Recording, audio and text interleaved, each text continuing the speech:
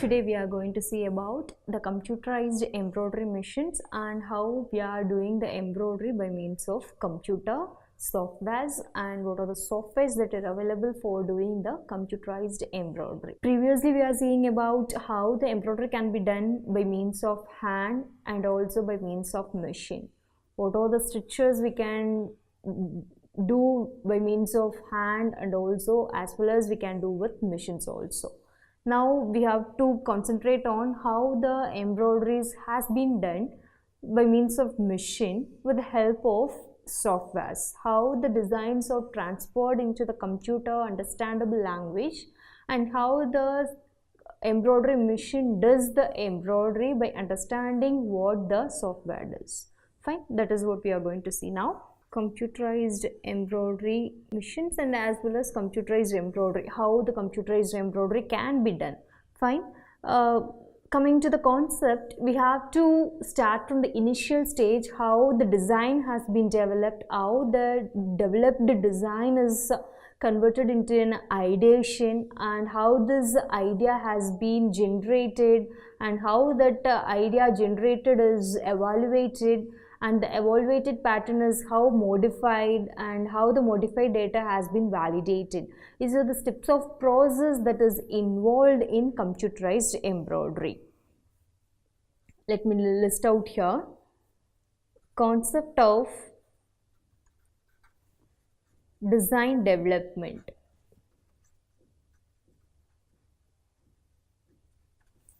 Second, concept of ideation. Third one, concept of generation and evaluation. Fourth one, concept of modification. Fifth one, concept of validation. So these are the step-by-step process that are involved in the process of computerized embroidery. After the concepts has been developed and once it was idea generated and validated, modifications has been done. After all these process, we have to know what is the process that actually takes place in computerized embroidery. How the image or the design has been developed, in what format we have to save the image what we have created, and how the design created has been transferred to the machine, and how the transferred design is converted as an embroidery onto the fabric. This is the process that we have to know, and also which includes the type of stitches that the machine embroidery can done by means of computerized embroidery, and how that works. That all can be included in computerized embroidery. Fine. Coming to the concept of design development, first what we have to see is how the design can be developed. You may think like as fashion technology people or the people who have creative mindset can create the design or develop the design by means of inspiration. Inspiration is all about seeing the things in and around, whatever it may be. You may get inspired on things what you see around, that is what the inspiration, and inspiration is followed by research. As a design candidate, the student or the person who is willing to be in the creative field has to do the innovation, and after getting the inspiration it has to be done with the research, where the inspiration we got, how it can be converted into the thing what we want. That all has to be done in the research aspect, which is then finalized for the further process. Second, concept of ideation. Actually this concept of design development is a series of process that involves inspiration and research. As I said, once the person got inspired from something, that has to be done with research to know all the details about how the design can be generated and how it has been processed to the next stage. So next one is concept of ideation. This ideation is about how we are getting ideas, how the ideas can be got. It is the connection between the thing, the person and the brain. It is not mandatory that every designs has to be come up with an inspiration, or it can be come up with only by seeing the things in and around. It is not so. People may get designs by their own imagination. That is what something can be struck in their mind. By thinking of that all the time, the person may get something to design which can be converted into an embroidery design, and that may comes into the scenario. That is what your concept of ideation. And your concept of generation and evaluation. And also you should know that whatever the design has been finalized, or it has been finalized by the designer, it is not compulsory that it should come into existence. So every design, whatever it may be, it has to be properly generated and properly justified why the design has been created, what is the purpose, how the design has been justified is very important in case of publishing or in case of bringing out that design into the garments. It is not as like that no designs will come out into the garments. So this is what the concept of generation and evaluation takes place. Concept of generation is involving like how the designs are created without anything, like the designs are created as such without thinking anything. The person may get created. Suppose if I'm sitting here and thinking of creating some designs, whatever strikes in my mind in front of what I'm seeing. So I have seen some flowers, so my mind may sit like, okay, we'll create some floral designs. Like that, the person who is in the position or in the situation of creating designs may create designs by their own, not mandatory to get some inspiration and all. That is also accepted, but it has to be properly justified. And in case of something like designs can be created to give a solution for some problems. So we have colors specified for specific reasons.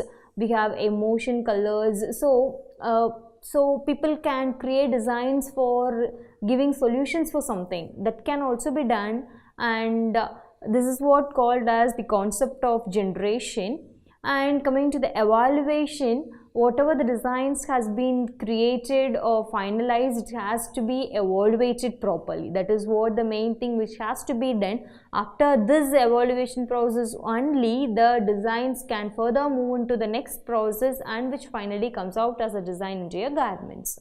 So in this process of evaluation, already we have some evaluation techniques like qualitative methods, quantitative methods, where we can do some surveys, interviews. Research has to be done whether this design is applicable, whether it requires some demand, whether it moves, or that all kind of market research has to be done. Well, the design has to be evaluated, and finally it moves to the next stage. That is what your concept of modification. So whatever the design has to be done or created, there should be some possibilities to do the modifications also. Whether your concepts of designs has been combined with some other thing, or some small changes has been done, or when the justification is not proper, what can be done. All kind of modifications should be possible with your design so that it moves on to the next stage. That is what your concept of modification. And next comes your concept of validation. So this is the final stage where the design gets confirmed at the final stage and moves on to the computer embroidery software, and the design gets converted into your fabrics. Validation is, it should be properly validated or verified with some design prospect stakeholders. That is what your concept of validation done. Once these 5 stages, namely design development, ideation, generation and evaluation, modification and validation has been done, it then moves on to the next process called process of designing.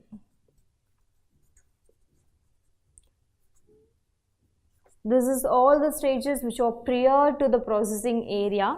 Once the process of design has been started, what happens is we should know what kind of stitches can be done by using this computerized embroidery machines. Mostly the satin stitch, filling stitches,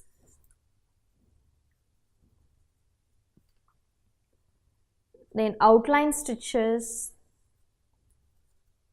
are used and preferred in this embroidery. That is for computerized embroidery. This filling stitches includes satin, this outline stitches includes running, which is very common in computerized embroidery machines. This kind of process takes place, and also you have to know how the designing right from initial stage till the final stage it covers and how it comes into the fabric as a design. So in continuation of this process of designing, first initial stage is the design creation. You should create the design or the motif, whatever you want as a final outcome in the embroidery product. The design has to be created, and these designs can be created by using softwares which are available in plenty like Photoshop,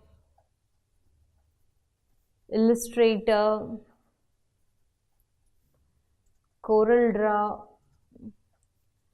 These three are main softwares that was used for designing, and by using this any kind of design softwares you can create designs of your own, or by getting inspiration you can finalize the design what you want, and that has to be finalized with all the stages like what we have seen right now: concept of validation, generation, ideation, development of designs. All the 5 stages has to be crossed for the designs what you have created. And finally, next, that created designs has to be saved in the format which is feasible to convert into the machine understandable language. Once the design has been created, it has to be saved in the format like PNG, JPEG, PDF. There are plenty of formats available. Most of the formats are understandable and acceptable by the computerized embroidery. The mostly preferred is JPEG and PDF, PNG formats. So once the designs are created by using softwares, the design can be saved in the format which is feasible to work with the embroidery machines. Once the format has been saved, then what has to be done is the designs are to be transferred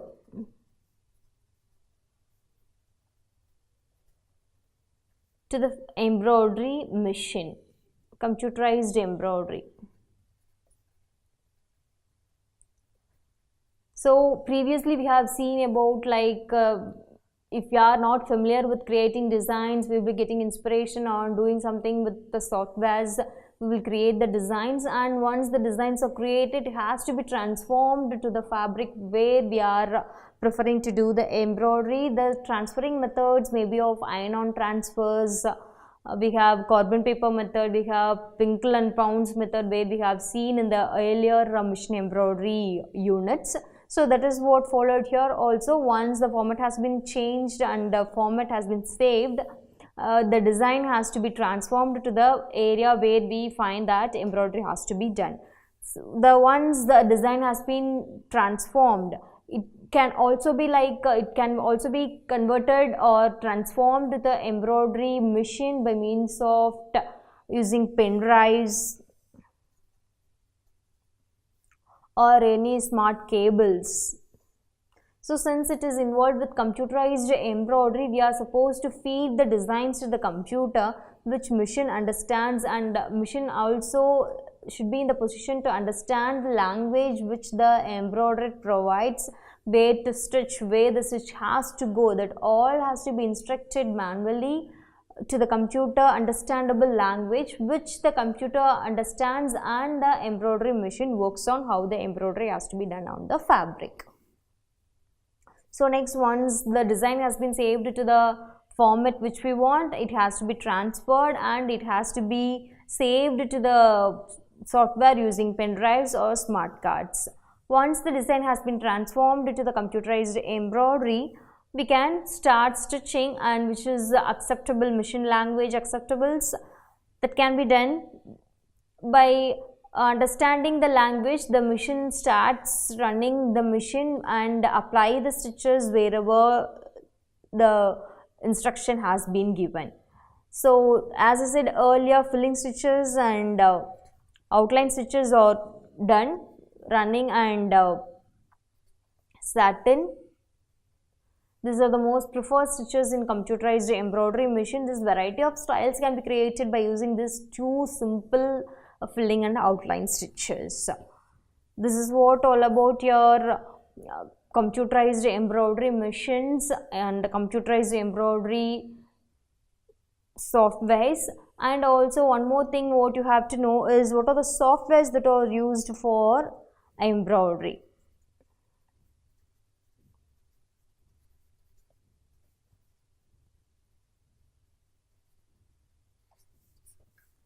We have two different types of softwares that can be used for embroidery: professional embroidery software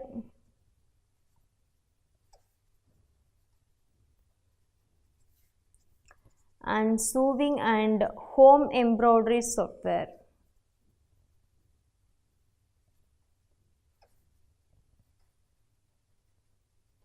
So these are the two softwares that are mostly used for doing embroideries onto the fabric. What the difference is: professional embroidery softwares are the softwares which are preferred by industries where they produce bulk embroideries. Sewing and home embroidery softwares are for customized, whether people, housewives can use this kind of sewing and home embroidery software. They can be doing for their own clothing or for customized products they can prefer. For this professional embroidery softwares, we have for both the embroidery software types, we have plenty of software categories, in which for professional embroidery software we can have Tajima, Wilcom, Borden. So we have plenty of softwares available for this professional embroidery software, which are available in different versions. Advanced versions are also available. Mostly this Wilcom is the user-friendly one, which are preferred by most of the embroidery industries. And coming to the sewing and home embroidery software, we have auto digitizing, then Amazing Designs,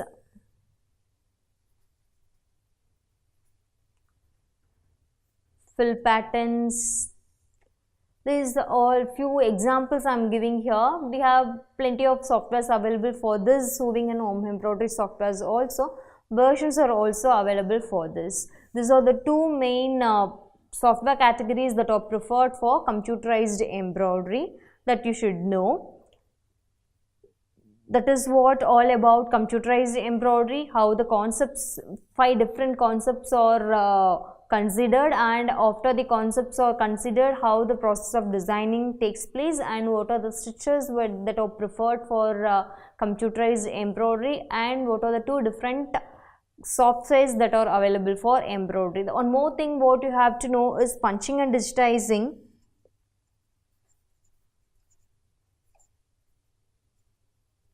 So these two terms are frequently preferred and used in computerized embroidery. This punching is the older one, which comes from older embroidery machines which have tapes punched with holes.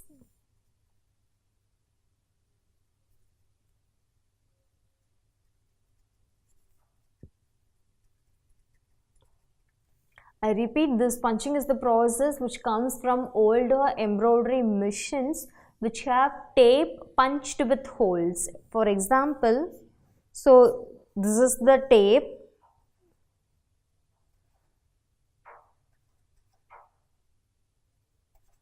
So if the tapes are punched at these places, the machine understands like in the hole we have to produce stitches. In the empty spaces we are not supposed to insert the needle. So it is converted into the machine understandable language that the stitches has to be done in the area where the holes are available. This is all machine understandable language where the punching holes makes the machine to understand. That is what the punching takes place in the earlier embroidery machines.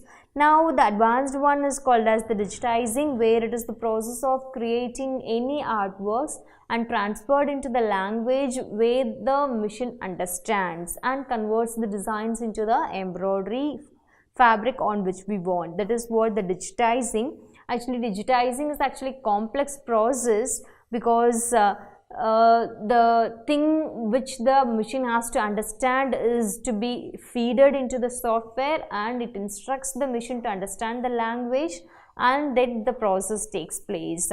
Here the digitizing software is used.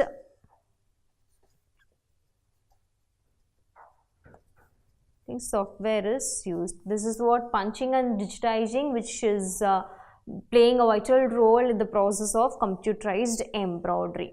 This is all about your computerized embroidery machines and computerized embroidery. And next,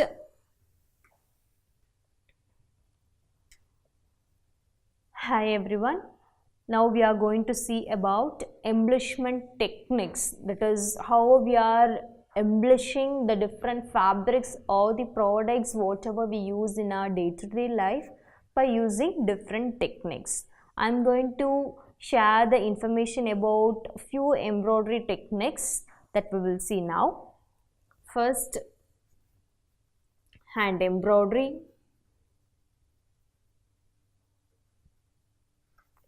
Second one, machine embroidery.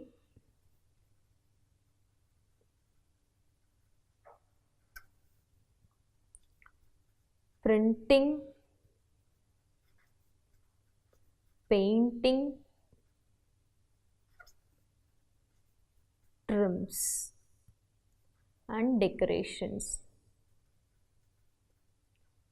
So these are the 5 main embellishment techniques that are preferred in most of the garments what we have in our day-to-day life, and also as well as the products which we use in our day-to-day life. Coming to the hand embroidery, as you people very well know, we have seen about different hand embroidery stitches that can be done by means of hand. Running, couching, then buttonhole, chain stitch, back stitch, satin stitch, seed stitch. Like this, we have seen 20 different types of hand embroidery stitches which have varieties of their own. This kind of embroidery stitches also are kind of embellishment techniques.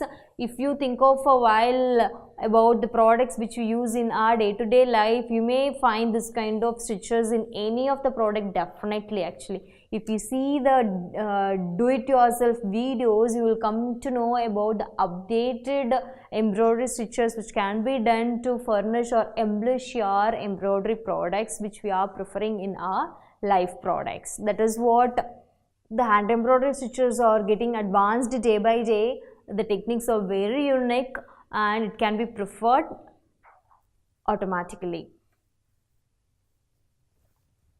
So next comes the machine embroidery. It is actually the thing what we have seen in your previous lectures, how the embroidery or what are the different types of embroideries we can use or we can do by means of machine. I have discussed about satin stitch, shadow embroidery, shaded embroidery,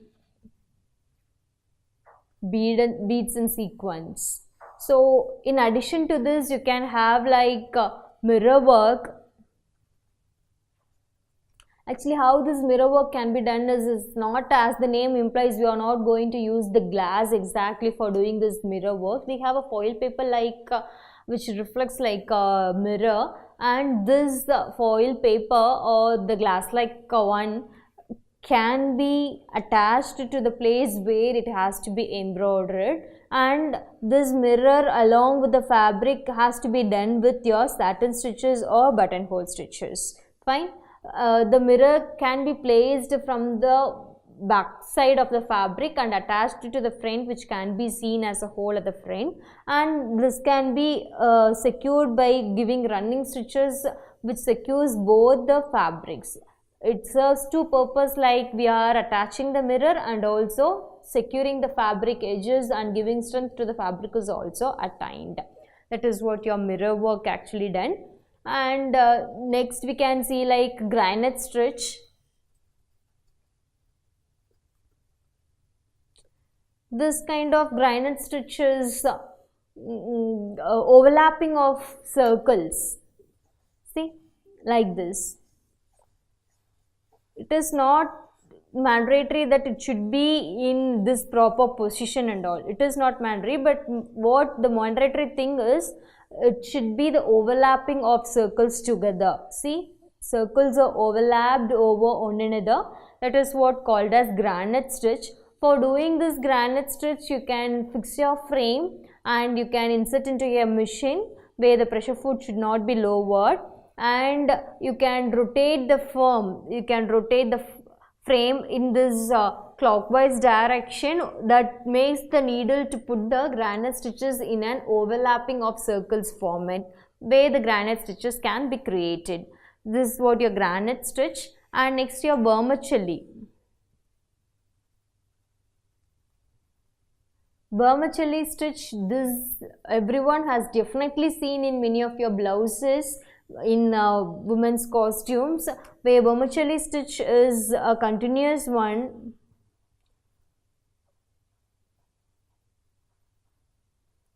See, like this it goes on, it won't end at all the points frequently. It continues like this. This is what exactly the vermicelli design. No other design can be called as vermicelli except this. What you can do this for doing this kind of vermicelli stitches, either it can be done by means of hand and also by machine it can be done, but mostly people used to prefer for machine embroidery for doing this vermicelli stitches.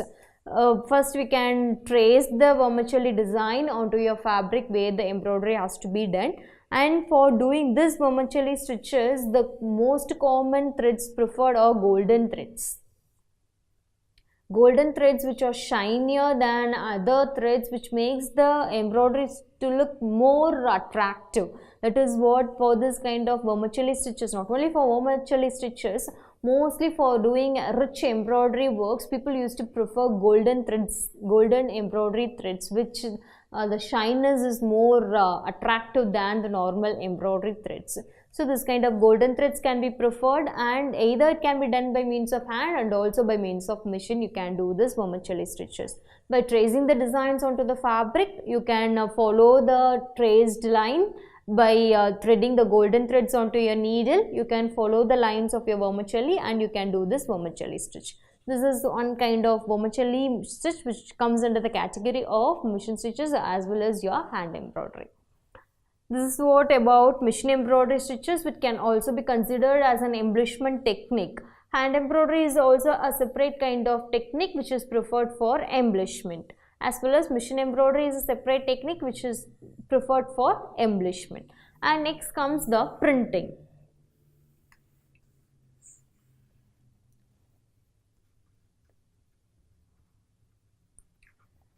So printing, we have block printing,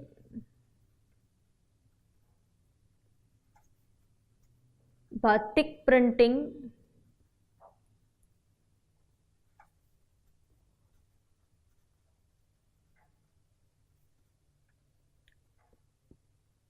kalamkari printing. Oh, these kind of things definitely people know, which are trending right now, this kalamkari and all, which are trend now. Not only in costumes of saris, we can also found this kind of kalamkari fabrics in wallets, pouches, like and all.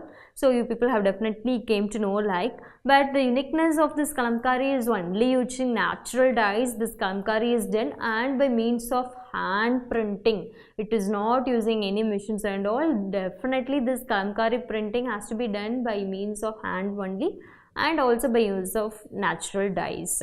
And coming to this batik printing, we are supposed to apply wax in the area where the design has to be. So this is the part where your fabric lies, and this is the part where your design has to be. You are supposed to draw the design using wax like this. See?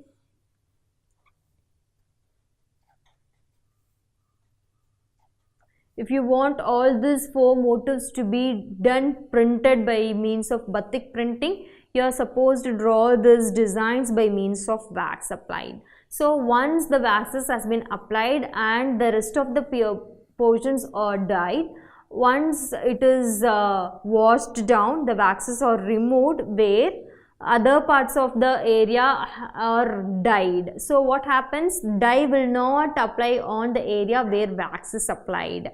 This wax resists the dyes to get penetrated into that area, which makes the designs to come in that format. That is what your batik printing. And coming to your block printing,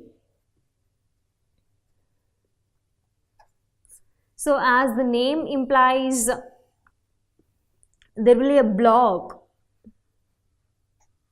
which has some designs.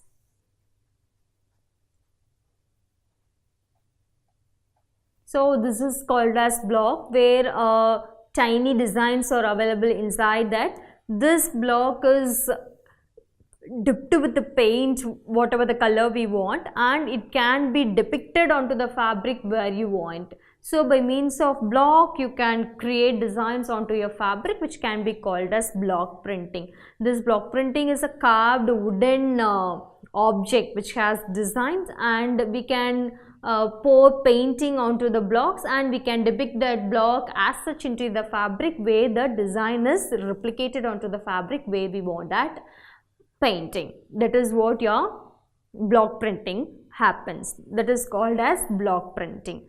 And next comes your painting. So in painting, you have hand painting,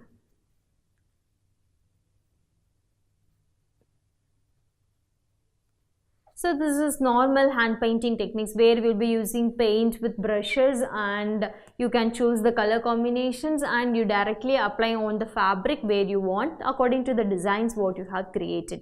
That is what your hand painting has been done. And coming to next, stencils. Stencils painting, this stencil painting has a template like this. See? In childhood days, we used to have these stencils and all for drawing some circles, squares of star shapes, moon shapes and all. We used to have the stencils, right? The same format applies here also. We have some designs in a permanent template. So if you have this stencils like this, you can trace the temples. By placing the stencil onto the fabric, you can trace these designs, where you can copy your designs onto the fabric. Simple, by means of painting, you can paint the inner areas or whatever you want. That is what the simple method of having stencil painting onto your fabric. The only main thing is you are supposed to copy or trace the designs what the stencil has. You should not you should not have the option to pick out the design what you want. That is not available. If you want to create your own designs, it is must for your side to create the own designs and convert into your fabric whatever you want. In case if you are not good at designing, you have to prefer the transferring designs, in which the designs can be transferred by using transferring techniques, and it can be painted also. The only thing what you have to think of while using this stencil templates is you are supposed to use the designs that are available in the templates rather than what you want. That is what your stencil painting and your spraying techniques. So as the name implies, it is the method of spraying your paints over the fabric where you want. Spraying can be of in the directions where you move your hand. That applies your spraying onto your fabric. That is what your spraying technique. And next what you can see is sponge dyeing, sponge painting technique. So in this sponge painting technique, where as the name implies, sponges can be used, where you can dip the sponge onto the dye or the paint what you want, and you can give a small touch up onto the design where you want. It creates the effect of spongeness, that overall, while seeing the overall design, suppose if you are the same as the design you have taken, and if you are willing to do the sponge painting onto this design areas, you are supposed to take the sponge in a small quantity and dip into the paint what you want with the color, and you can dip here and there, you can depict there, here and there with the designs what you have, so that it makes it like a sponge effect. That is one kind of painting technique that is available in the painting category. And coming to tie and dye techniques.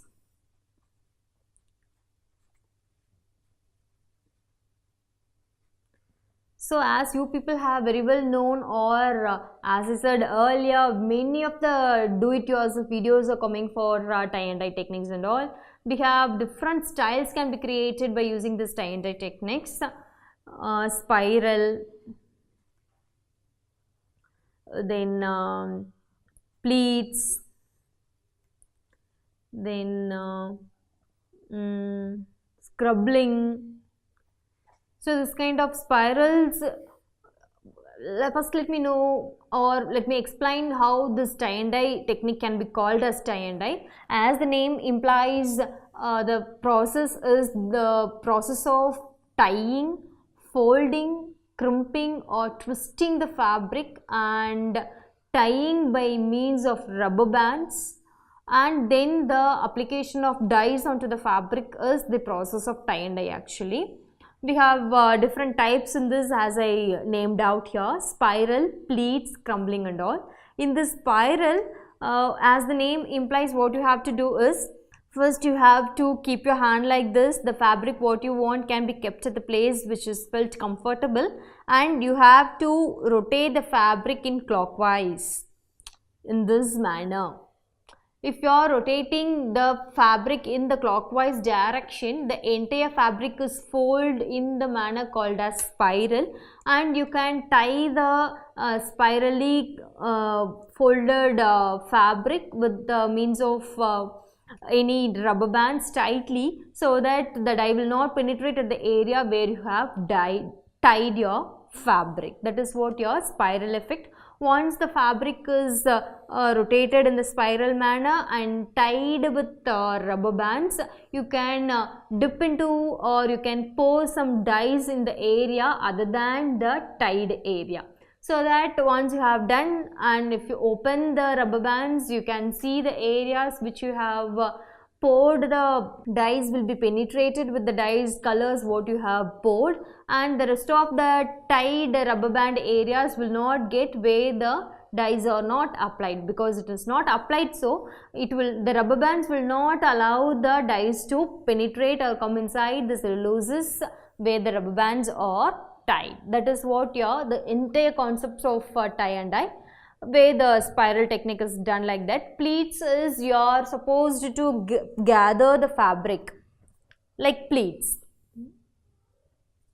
Gathering the entire fabric in a pleat manner and tying using the rubber bands and pouring the dyes will make you to get the fabric like pleats technique. Crumbling is like crumbling or bunching. This kind of bunching can be done by means of gathering the fabric and making into a hole. So gathering the fabric and tying as a bunch of balls. If it is repeated and it is dyed, and after dyeing, if the tied rubber bands are removed, you can get it like small areas or not dyed. The rest of the areas can be dyed, which makes a different pattern that can be called as bunching. This is what the tie and dye techniques, that is one of the embellishment technique that is preferred in garments. Next comes the trims and decorations. We have show buttons, eyelet and cords, pompons, fringes, tassels, buttons. These all can be called as your trims and decorations. Show buttons, as the name implies, there is no functional purpose for this show buttons. Simply for decoration purpose, we can prefer this kind of show buttons. Preferably this kind of decorative show buttons or larger in size, colored. It may be made of plastic, wooden kind of things. And coming to the eyelet and cords, as the name implies, which we are seen in your machine embroidery eyelet stitches. This eyelet stitches, in this trims and decorations, this eyelet is covered by means of a metal plate, and cords we have like ropes, cord which we found for our kameez and all. That kind of eyelets and cords also comes under the category of trims and decorations. And this pompons, you people have seen in many departmental stores, a ball like one. All how it can be done is, you know that the embroidery threads, like all the embroidery threads, huge quantity of embroidery threads are tied together, and if it is cut and made it into a round like shape, it comes as a ball like with a stuffy one, which is called as pompons. And fringes, as you people know, in many home furnishing items like sofa covers and dining table mats, that kind of mats and all have edges finished with fringes, a small tiny one that is filled around the edges, which can be called as fringes.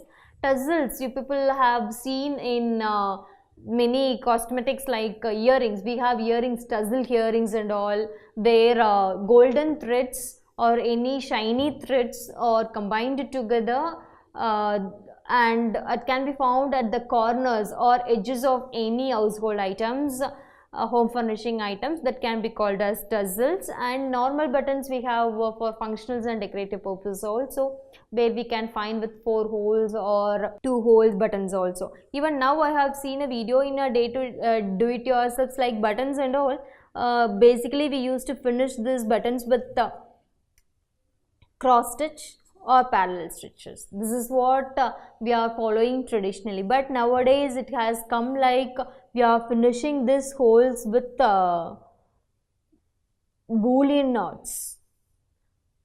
Imagine how it looks. Actually it is one kind of embellishment techniques which attracts the viewer or the customer to have a different look at the buttons. So this kind of buttons are finished with boolean knots, which make it unique from other buttons. These all comes under trims and decorations, which are used for embellishments. Apart from this, we have quilting, smogging. Smogging is actually layers of fabric together which are joined and made into a bunch one, where you can stuff some materials and can be used for bedspreads and all. That kind of quilting is also one kind of embellishment technique. And next you have patchwork, where I have said already, like making small pieces into a larger design is patchwork. Applique is when it is a piece of design is applied onto another fabric. Applique should have a base fabric, that is called as applique, where a design or applique can be placed onto the base fabric, that can be called as applique. Quilting, patchwork, smogging. Smogging I have explained you in my previous classes and lectures, like it is like joining the lines in a straight or crossed way. By means of needle and thread we are supposed to do this smogging. It consumes huge fabric, like gathering. By knotting these 2 parallel lines, the fabric gathers. By stitching these 2 parallel lines, it gathers a fabric, so it consumes more fabric while you are planning for smogging. So according to that, the fabric requirement has to be calculated and finalized before starting your smogging work and all. This is also a one kind of embellishment technique that is used for doing your embellishments. Then this is all about your embellishment techniques. I repeat, what are the things we have seen in your embellishment techniques, like hand embroidery, machine embroidery, printing, painting, trims and decorations. This is all about the embellishment techniques apart from many other things. Fine. Thank you.